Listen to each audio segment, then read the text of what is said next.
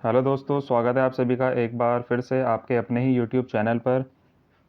और आज के वीडियो में हम बात करेंगे हमारा जो सब्जेक्ट चल रहा था समावेशी शिक्षा, उसका हमने देखिए मैंने आपको बताया था हमारा पहला टॉपिक चल रहा था। ठीक है, उसके अंतर्गत हमारे 3 टॉपिक हमने जो है वो कवर कर लिए थे। आज जो हम 4th टॉपिक करेंगे वो है हमारा स्वास्थ्य बाधित बच्चे।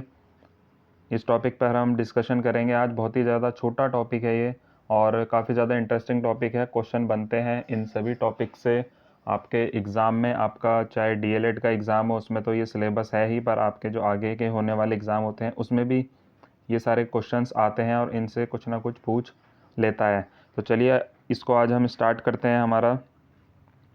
तो सबसे पहले वीडियो स्टार्ट करने से पहले मैं बता दूं कि आपको देखिए इंटरेस्टिंग तभी लगेगा जब आप वीडियो में एंड तक बने रहेंगे और वीडियो को आप लाइक और शेयर ज़रूर करेंगे। तो स्टार्ट करते हैं। तो देखिए क्या है स्वास्थ्य बाधित बच्चे, हेल्थ इम्पेयर्ड चिल्ड्रन। तो देखिए शारीरिक रूप से जो बाधित बालकों को विशिष्ट शिक्षा के सहायता में कई प्रकार से प्रयुक्त किया जाता है, जैसे शारीरिक असमर्थी, अपंग, अस्थिबाधित, स्वास्थ्य बाधित आदि। शारीरिक रूप से बाधित बच्चों को विशिष्ट शिक्षा की दृष्टि से 2 वर्गों में विभाजित किया गया है। तो सबसे पहले देखिए हम ये जान लेते हैं स्वास्थ्य बाधित बच्चे होते क्या हैं। आपने देखा होगा, देखिए स्वास्थ्य बाधित, देखिए अब जैसे इसमें 2 पॉइंट्स दिए हुए हैं नीचे, अस्थि बाधित बच्चे और स्वास्थ्य बाधित बालक। तो देखिए अस्थि बाधित बच्चे तो वो होते हैं जिनके शरीर में कहीं ना कुछ डिफेक्ट होता है। जैसे कि आप जिनको अपंग बोलते हो, क्या देख के बोलते हो? किसी के हाथ में कुछ फ़र्क है, किसी के पैर में कुछ फ़र्क है, या फिर कोई चल सही से नहीं पाता है, उसके बोन्स में थोड़ा बहुत दिक्कत है। ठीक है, तो आप उसको अस्थि बाधित में गिनोगे, क्योंकि अस्थि क्या होता है, देखिए आपके जो शरीर का बॉडी पार्ट है, जो आपकी हड्डियां हैं, उनमें कहीं ना कहीं कुछ थोड़ा सा डिफेक्ट है, या कुछ वो पूरी तरीके से प्रॉपर जो है वो बन नहीं पाई है, या कुछ ना कुछ उनमें कमी रह गई है, तो वो आपके अस्थि बाधित कहलाएंगी। स्वास्थ्य बाधित क्या होता है आपका सेकंड पॉइंट जो है, देखिए स्वास्थ्य बाधित होता है कि आपके शरीर में कुछ ना कुछ छोटा मोटा रोग रहता है जिसकी वजह से आप बीमार रहते हैं। ठीक है, बीमारियां कई प्रकार की होती हैं। देखिए स्वास्थ्य से संबंधित बहुत सारी बीमारियां होती हैं। किसी को, अब जैसे इसमें नीचे मैं अभी आपको बताऊंगा, काफ़ी सारी बीमारियां होती हैं। जैसे इसमें नीचे दिया हुआ देखिए, मस्तिष्क के पक्षाघात, पोलियो रोग, चक्षु रोग, मेरुदंड की वक्रता, अजीर्ण रोग, तो काफ़ी सारे रोग ये होते हैं। मतलब कि देखिए अस्थिबाधित में आप ये समझ सकते हैं कि जो आपकी बॉडी में है, जो आपको एक तरीके से आप ये मान सकते हो कि आपको दिखाई दे रहा है कि इस बच्चे के पैर में थोड़ा सा फ़र्क है या थोड़ा सा इसको चलने में दिक्कत होती है, तो वो अस्थिबाधित के अंदर आ गया। और स्वास्थ्य बाधित के अंदर वो बालक आ जाते हैं जिनको इंटरनली कुछ प्रॉब्लम है।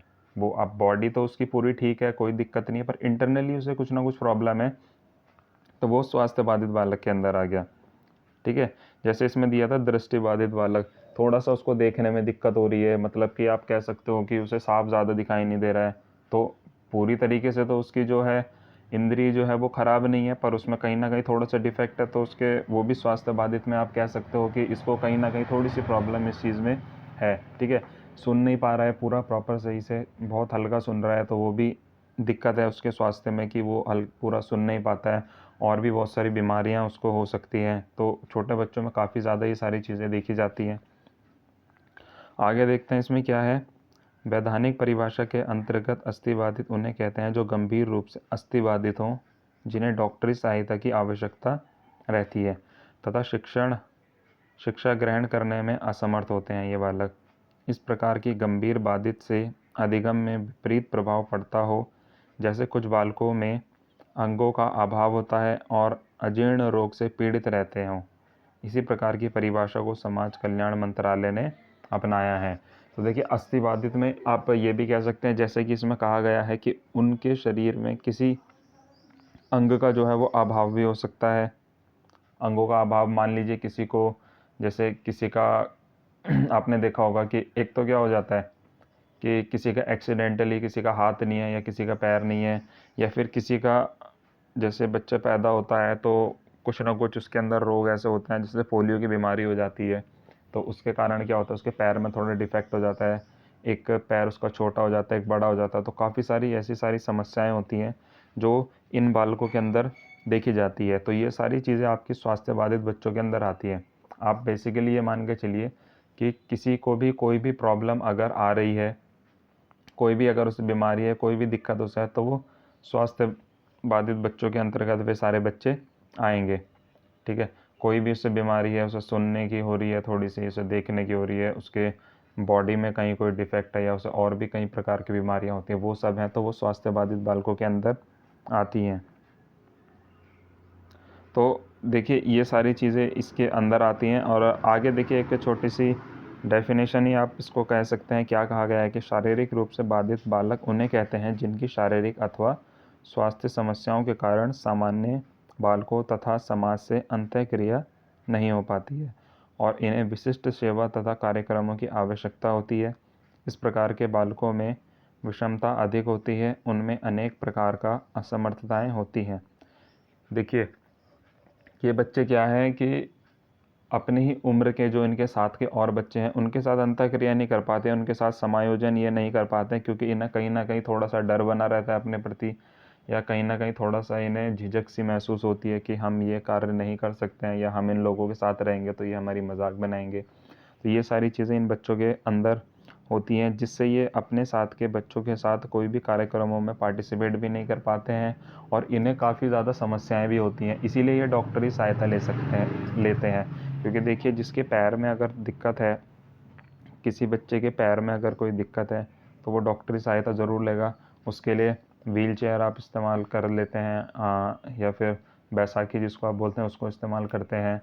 तो सामान्य बच्चों की तरह तो देखिए वो काम नहीं कर सकता, पर लेकिन उनके साथ वो पार्टिसिपेट ज़रूर कर सकता है। तो ये सारी चीज़ें आपको समावेशी शिक्षा के अंदर ही ये बताई जाती हैं, क्योंकि आप जो अध्यापक हैं, अध्यापक का कार्य क्या है? अध्यापक का कार्य है सभी बच्चों का, चाहे वो किसी भी तरीके से बच्चा को दिक्कत हो रही हो, उसको एक ही कक्षा में सामान्य हो या कोई भी बच्चा हो, उसको एक ही कक्षा में एक ही जैसा माहौल दिया जाए, एक ही साथ उनके साथ बर्ताव किया जाए। तो ये सारी चीज़ें हमारी समावेशी शिक्षा के अंतर्गत आती हैं। तो इसीलिए इसमें ये टॉपिक आया है स्वास्थ्य बाधित बच्चे, कि स्वास्थ्य बाधित बच्चों के अंदर कौन कौन से बच्चे आते हैं और उन बच्चों का, इसमें देखिए इस टॉपिक के अंदर उनका ये नहीं कहा गया है कि उनका निवारण कैसे होगा, क्या क्या चीज़ें उनको इन चीज़ों से दूर करेंगी। ठीक है, तो वो सारी चीज़ें आपको खुद से बनानी पड़ेंगी। इसका बारे में मैंने आपको बता ही दिया है कि देखिए आप उनको समान उन्हें माहौल अगर आप दोगे, कोई भेदभाव कक्षा में ना हो, समान उन्हें माहौल दोगे, कोई उनकी मजाक ना बनाए, सबके साथ समायोजन के साथ वो पढ़ाई करें, सब काम करें। उन्हें अगर किसी चीज़ में दिक्कत आ रही है, उन्हें चलने में दिक्कत आ रही है, तो उन्हें देखिए व्हील चेयर दी जाती है, बैसाखी उन्हें दी जाती है। उनकी हेल्प, अगर उन्हें जहाँ ज़रूरत पड़ रही है वहाँ पर उनकी हेल्प करें, और ख़ुद से अगर वो कुछ करना चाहते हैं तो उन्हें मोटिवेट करें और सारा काम करने दें। ये सारी चीज़ें रहती हैं इन सभी चीज़ों के अंदर। तो देखिए जितने भी पॉइंट्स इसके अंदर हैं, सभी के लगभग सेम पॉइंट्स हैं कि आप उनका उपचार कैसे कर सकते हो, कैसे उन्हें फ़ायदा दे सकते हो बच्चों को, ताकि उनकी ये समस्याएं दूर हो। तो ये सारी चीज़ें आप कर सकते हो। तो ये इतना ही था इस टॉपिक के अंदर, स्वास्थ्य बाधित बच्चों के अंदर, कि आपको पता होना चाहिए कि स्वास्थ्य बाधित बालक जो हैं वो कौन होते हैं और उनकी समस्याएं आप कैसे दूर कर सकते हैं।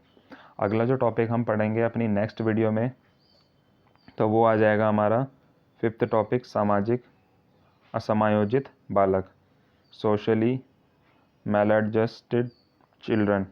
तो ये टॉपिक हम पढ़ेंगे अगली वीडियो में। तो आपको ये वीडियो अच्छी लगी हो, हेल्पफुल लगी हो, तो आप वीडियो को लाइक और कमेंट ज़रूर करना। Thank you.